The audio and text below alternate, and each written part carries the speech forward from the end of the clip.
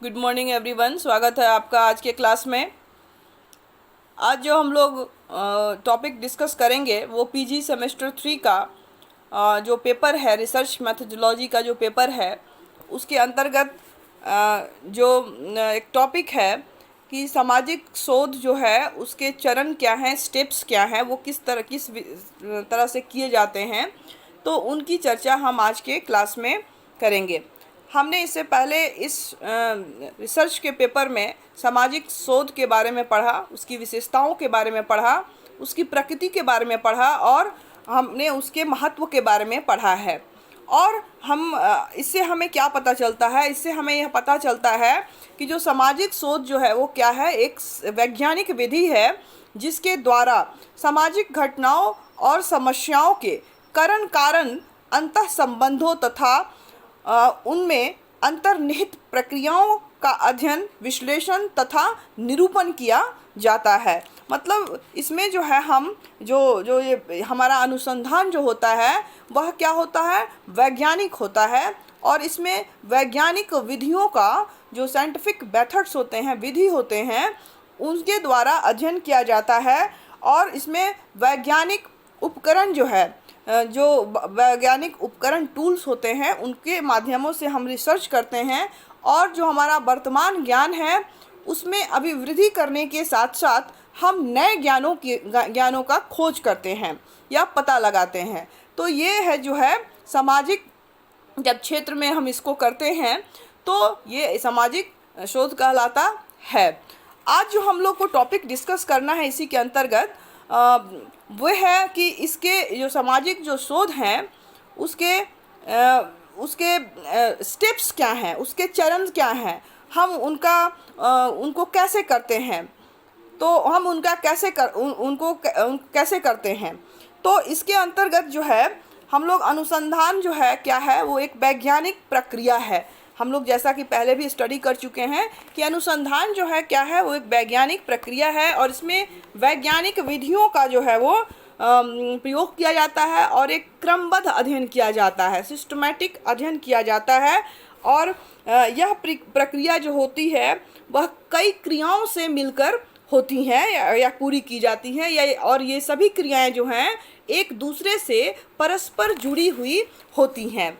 तो हम अगर देखें तो सामाजिक अनुसंधान जो है उसको सामान्यतः 6 चरणों में डिवाइड किया जा सकता है या बांटा जा सकता है। इसके अंतर्गत जो पहला जो चरण आता है वो होता है समस्या का चयन। मीन्स सबसे पहले फॉर्मुलेशन ऑफ प्रॉब्लम। समस्या मतलब जिस विषय पर हम शोध करना चाहते हैं उसका चयन करना, उसका निर्धारण करना कि हमको शोध आखिर हमको जो करना है, हमें किस प्रॉब्लम का सॉल्यूशन निकालना है। तो मतलब जब तक हमारे सामने प्रॉब्लम नहीं आएगी हम शोध स्टार्ट नहीं कर सकते हैं। तो अगर हमें शोध को स्टार्ट करना है, रिसर्च अगर हमें करना है, तो सबसे पहले जो है पहला जो काम होता है उसमें वो होता है कि समस्या का चुनाव करना। समस्या को चुना जाता है और उस समस्या को की परिभाषा और सीमा को भी परिभाषित किया जाता है कि वो समस्या क्या है, उसके सीमा को परिभाषित करना तथा उसको व्यवहारिक रूप देना कि वो जो समस्या जो हमने चुनी है उसका रेलेवेंट क्या है, आज की प्रासंगिकता क्या है, उसका योगदान क्या रहेगा। और दूसरा चीज़ है कि उसकी सीमा, मतलब उसको हमें सीमित करना है, क्योंकि कोई भी समस्या अगर हम बहुत बड़ी समस्या चुन लेंगे तो उस पर रिसर्च करना हमारे लिए काफ़ी डिफ़िकल्ट हो जाएगा। दूसरी चीज़ है कि जो समस्या हम चुन रहे हैं उनसे संबंधित चीज़ें, क्या चीज़ें उपलब्ध हैं जिसकी मदद हम ले सकते हैं, इस बात का भी ध्यान समस्या को चुनने के समय हमें ध्यान में इस बात को रखनी पड़ती है।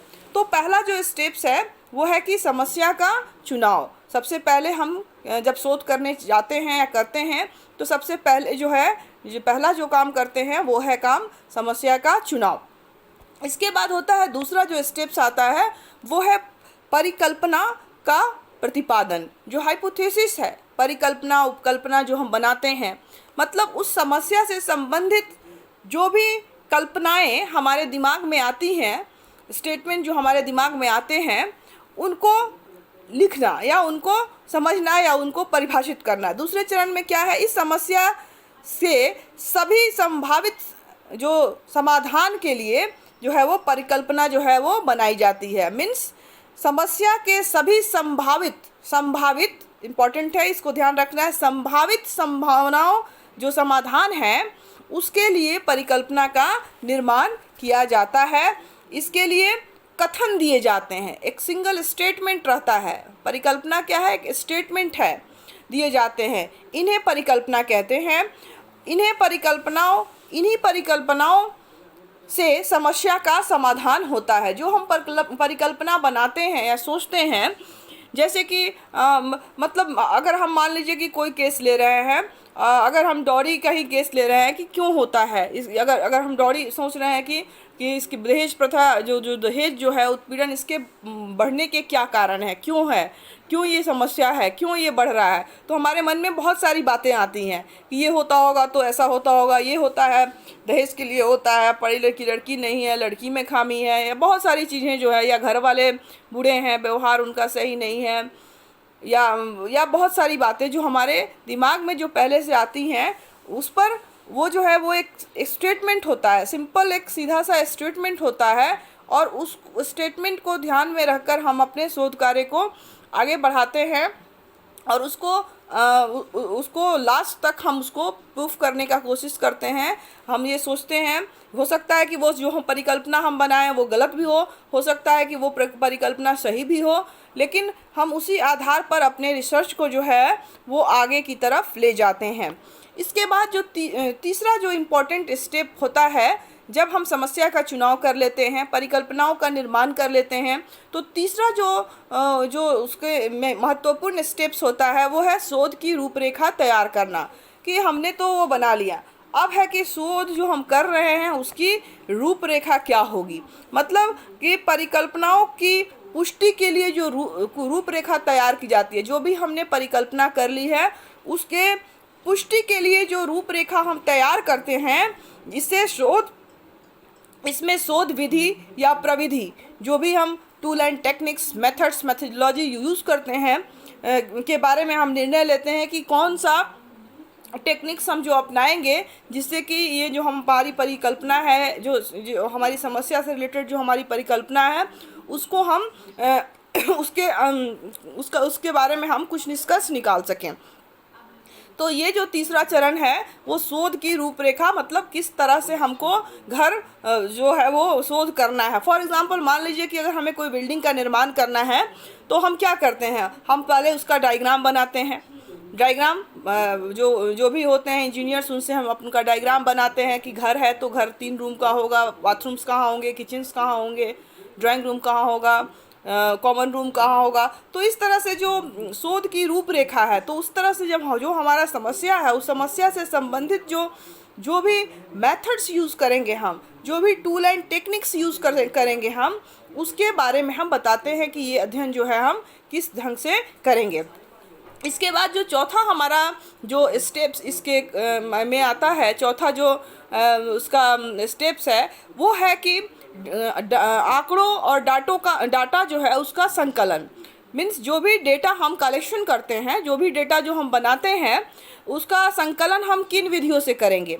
डाटा कलेक्शंस की बहुत सारी टेक्निक्स हैं, जिसमें हम लोग प्रश्नावली है, अनुसूची है ना, बहुत सारे माध्यम से साक्षात्कार है, बहुत सारी विधियां हैं जिसके माध्यम से हम जो है वो डाटा को एकत्रित करते हैं। मीन्स जो हमने समस्या का चुनाव किया, उस समस्या से संबंधित जो डाटा होता है, डेटा होते हैं, उसको हम एकत्रित करते हैं और इसका काम, और जो हमारी परिकल्पना से संबंधित जो भी प्रदत्त जो आंकड़े होते हैं, उन सभी विभिन्न तरीकों से जो है वो संकलन जो करते हैं हम, उसी को हम लोग चौथे चरण में करते हैं, आंकड़ों और डाटा का संकलन करना। उसके बाद जो अगला स्टेप, पांचवा स्टेप जो आता है वो है प्रदत्तों का विश्लेषण। जो इसके बाद जो पांचवा चरण है उसमें हम लोग क्या करते हैं, में प्रदत्तों को सार्थक बनाने के लिए सांख्यिकी जो प्रविधि है, सांख्यिकी मेथड जो है उसका उपयुक्त किया जाता है, उसका प्रयोग किया जाता है। आंकड़ों तथा जो तथ्य हैं, तथ्यों के विश्लेषण किए जाते हैं और उनसे परिकल्पनाओं की जो है वो पुष्टि की जाती है। जो भी उससे संबंधित हमने डेटा कलेक्शन किया, उन डाटास को उनका अध्ययन करना, उनका विश्लेषण करना और यह परिपुष्टि करना कि हमारी परिकल्पना जो हमने बनाई है वो कहाँ तक उससे मिलती है या नहीं मिलती है, इसका आधार जो है वो जानने के लिए, और उसके आधार पर निर्णय जो है वो हम लेते हैं। अपने जो डाटाज हैं जो हमें मिलते हैं प्रदत्त, उनके आधार पे हम कुछ निर्णय लेते हैं। प्रदत्तों के विश्लेषणों के परिणाम की व्याख्या करते हैं। जो भी हमने डाटा जो है संकलित की है, उस समस्या से संबंधित, अपनी परिकल्पनाओं से संबंधित, उनको हम विश्लेषण करके जो है वो विश्लेषण करते हैं और उनको एक सूचीबद्ध करते हैं विश्लेषण करके कि क्या उनसे निष्कर्ष निकलता है, उनका अध्ययन करना। और छठा जो और अंतिम जो स्टेप है वो है सामान्यीकरण तथा निष्कर्ष निकालना, निष्कर्ष का प्रतिपादन करना। जब हमने समस्या का चुनाव कर लिया, अपनी परिकल्पनाओं का निर्माण कर लिया, शोध की रूपरेखा डिज़ाइन जो है वो तैयार कर ली, और उसके बाद हमने आंकड़ों को संकलन करने के लिए जो डाटा का संकलन करने की प्रविधि है ये सब डिसाइड कर लिया, और फिर हमने बहुत सारा कलेक्शन कर लिया, डाटा कलेक्शन किया, उनका विश्लेषण किया, और विश्लेषण करने के बाद जो अंतिम चरण आता है वो होता है सामान्यीकरण, जनरलाइजेशन और निष्कर्ष, कंक्लूज़न। हमने जो सब डाटा का विश्लेषण किया उससे जो निष्कर्ष निकलता है उसको बताना। मतलब कि जो प्रदत्त के विश्लेषण और परिणाम के आधार पर निष्कर्ष का प्रतिपादन किया जाता है। बार बार निष्कर्षों की पुनरावृत्ति मीन्स जांच की जाती है। वो पुनरावृत्ति होने पर वे सामान्य नियम या सिद्धांत बन जाते हैं जो नए ज्ञान में अभिवृद्धि करते हैं और जिनके द्वारा क्रियाओं में सुधार और विकास लाया जाता है। और सभी प्रकार के अनुसंधान कार्यों में इन्हीं जो ये 6 स्टेप्स हैं उनका जो प्रयोग जो है वो किया जाता है, चाहे वो सोशल साइंस का हो, प्योर साइंस का हो, साइंस का हो, कोई भी सब्जेक्ट का जो हम रिसर्च करते हैं उनमें हम लोग जो है इन्हीं 6 स्टेप्स को फॉलो करते हैं रिसर्च को करने के लिए। और जैसा कि हमने अपने छठे स्टेप्स में देखा, इसमें क्या था छठे स्टेप्स में कि किस तरह से प्रदत्त जो हम संकलन किए रहते हैं उनके विश्लेषण और परिणामों के आधार पर निष्कर्ष का प्रतिपादन करते हैं।